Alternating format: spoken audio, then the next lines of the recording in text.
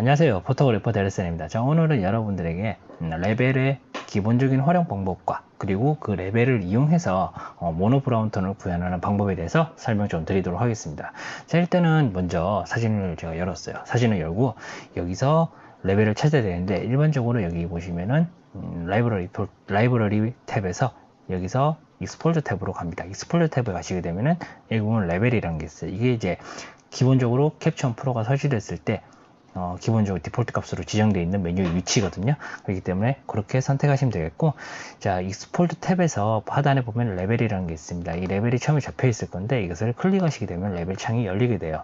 자, 레벨 창이 열린 상태에서 이제 막 알 수 없는 여러 가지 그래프와 막 모양이 나오는데 이때부터 어려워진다라고 생각하시면 안 되고, 그래프는 솔직히 여러분들께서 지금 이해하실 필요는 전혀 없습니다. 자, 지금 보시면은 RGB 그리고 레드, 그린, 블루가 있어요. 자, 레드를 누르게 되면 레드에만 독립적으로 작용을 하게 되고, 그린을 누르게 되면 그린에 대해서 독립적으로 작용하게 되고, 블루를 누르시게 되면 블루에 대해서 독립적으로 작용하게 되죠.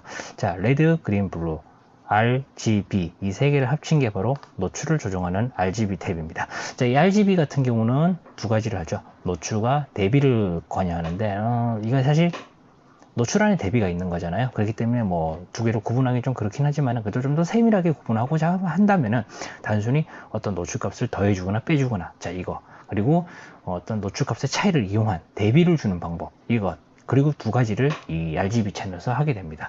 자, 그러면은 한번 해보도록 할게요. 자, 풍경, 일반적으로 많이 보는 풍경 사진인데 사실 이 사진은 조금 예제로 쓰기에는 제가 좀 잘못 가져온 사진이에요. 왜 그러냐면은 대비가 너무 강해요. 대비가 좀 없는 사진을 가져왔어야 되는데 빛이 너무 이제 이렇게 들어오고 저는 그늘에서 촬영하다 보니까 이런 식으로 대비가 너무 강하게 나와버렸는데, 일단 예제가 뭐 좀 안 좋아도 이해 바랍니다. 일단은 이제 하는 방법, 블랙 포인트, 그리고 이게 미드 포인트, 그 다음에 이게 하이라이트 포인트예요. 자, 뭐 드로퍼라고도 하기도 하고요. 뭐 다양한 용어로 활용하기도 하죠. 저는 그냥 쉽게 합니다. 블랙 포인트, 미드 포인트, 하이라이트 포인트. 자, 이런 식으로 일단 먼저 기억을 하시고요. 제일 처음에 이 블랙 포인트 자체를 오른쪽으로 움직이게 되면 어두운 부분이 더 어두워지는 거죠. 더 해볼까요? 자, 오른쪽으로 이거를 쭉 당겨보게 되면 어때요? 어두운 부분이 더 어두워지죠. 그죠? 어두운 부분이 더 어두워집니다. 자, 그리고 이 하이라이트 포인트를 왼쪽으로 보내게 되면 밝은 부분이 더 밝아질 거예요. 자, 이런 식으로 지금 여기를 보시면 되겠죠? 자, 어때요? 밝은 부분이 훨씬 더 밝아지죠? 그 다음에 미드 포인트를 움직이시게 되면은 어때요? 이쪽으로 가니까 전체적으로 어두워지고요. 이쪽으로 가면 전체적으로 밝아지는 효과가 있습니다. 저거는 레벨을 가지고 이제 컬러 톤을 구현해야 되는데, 사진을 바꿔보도록 하겠습니다. 자, 일단 이 사진 자체를 봤을 때 여러분들께서 어디를 보정해야 되겠다 라고 먼저 판단을 하는 게 되게 중요한데요.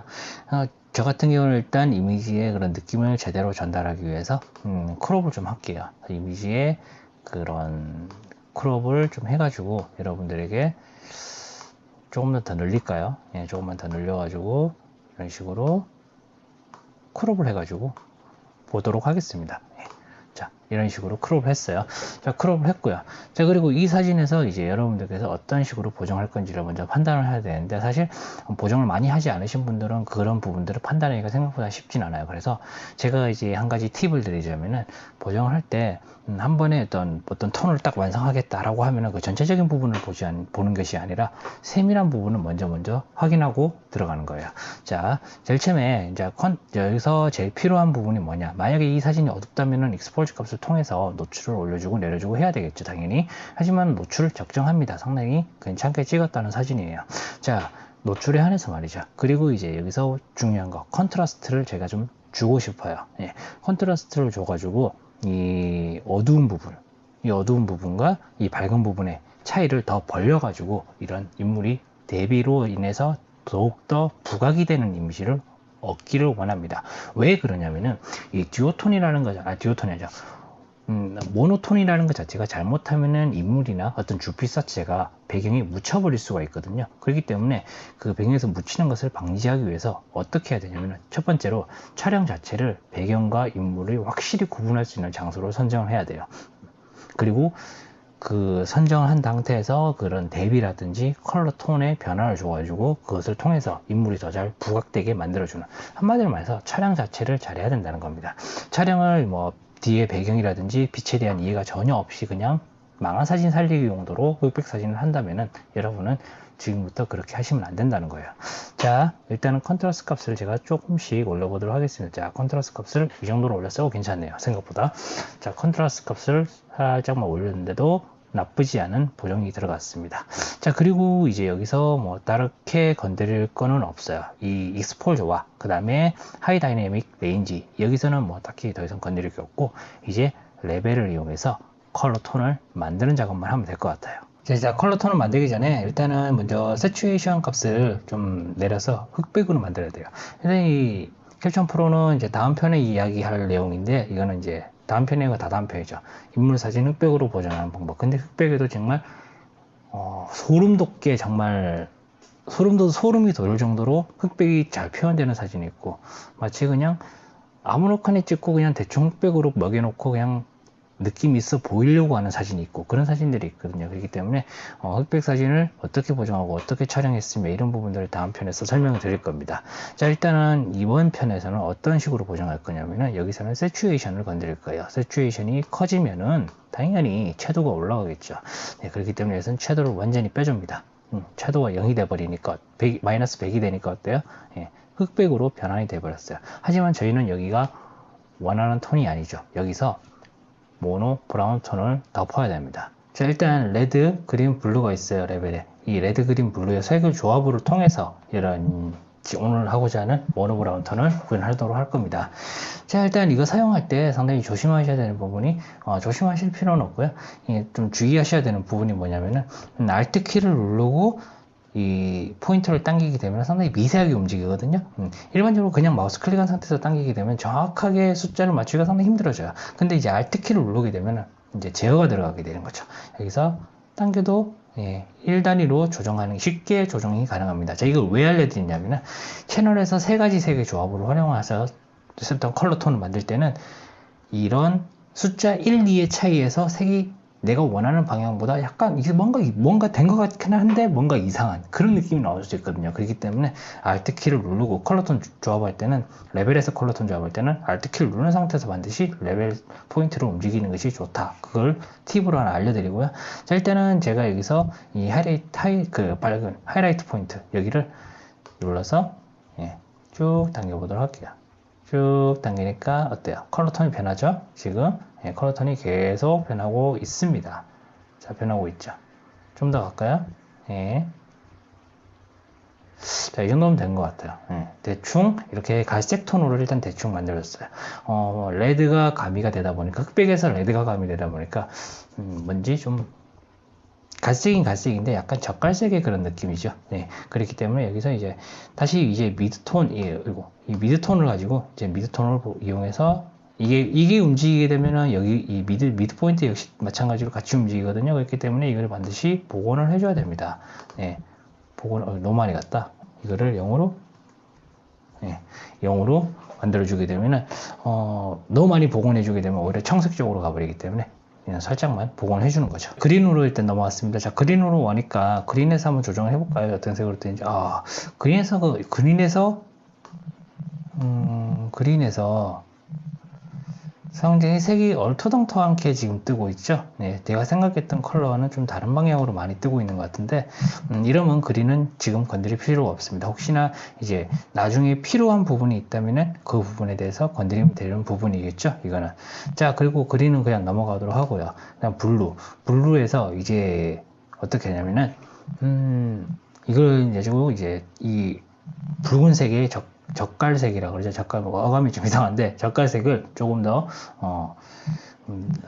옐로우기를 좀 넣어가지고 어떻게 좀 표현을 해줘야 되겠죠.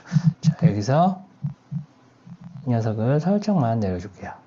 살짝만 내려오니까 역시 붉은색에 파란색이 들어간 느낌이 확 나죠. 파란색이 들어가면 확 나는데, 자, 여기서 이제 중요한 거는 미드 포인트인데, 미드 포인트를 여기서 복원을 시켜주게 되면은 노란색으로 가죠. 그죠? 미드 포인트를 이렇게 복원을 최대한 한번 해볼게요. 얼마까지 복원을 하면 좋은지. 너무 많이 갔다, 이거는. 복원을,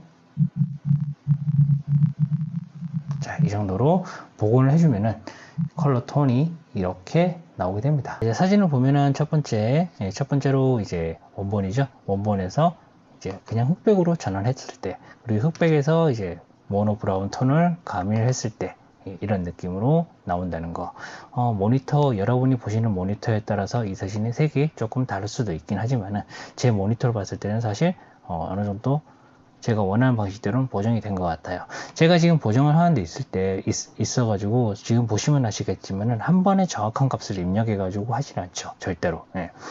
누구나 마찬가지예요. 한 번에 어떤 사진을 가지고 정확한 보정값을 한 번 해봤다면 상관없겠지만은 예. 모든 사진마다 그 환경이 다 다릅니다. 그렇기 때문에 정말 세밀하게 보정해야 돼요.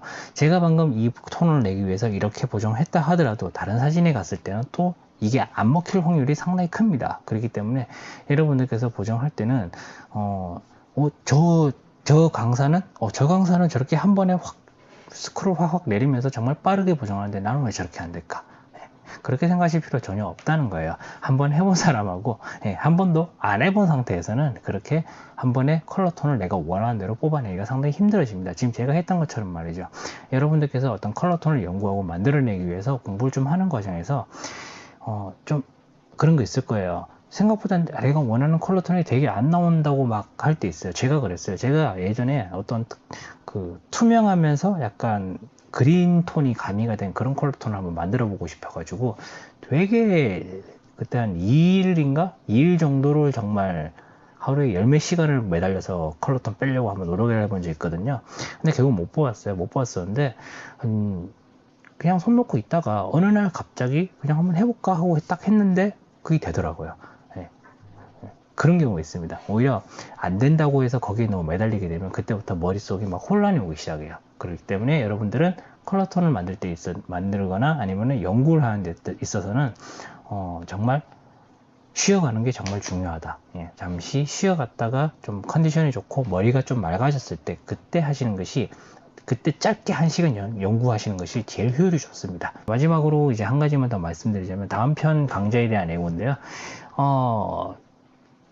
제 그 유튜브 이웃분 중에서 이웃분이 아니죠. 제가 블로그랑 헷갈렸어요. 구독자분께서 사진을 제공해 주셨어요. 고맙게도.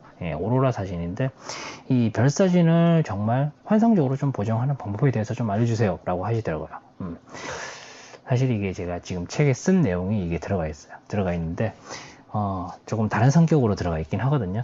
하지만 이제 제가 알려드릴 건데 별 사진 같은 경우는 두 가지로 크게 나눠요. 원래는 세 가지죠. 세 가지인데 그 한 가지는 너무 전문적인 장비를 필요하다 보니까 좀 힘들고 이제 두 가지로 나누는데 점상 촬영하고 궤적 촬영이죠. 일반적으로 오로라 촬영이라든지 아니면 밤하늘에 올라와 있는 무수한 별들 이런 사진 찍는 거에는 대부분 점상 촬영이라고 합니다. 점상 촬영을 하고 그리고 이것에 대해서 보정을 하는 방법, 환상적인 별 사진 보정하는 방법에 대해서 다음 편에는 한번 진행해 보도록 할게요. 자, 오늘은 여기까지 하겠습니다. 고맙습니다.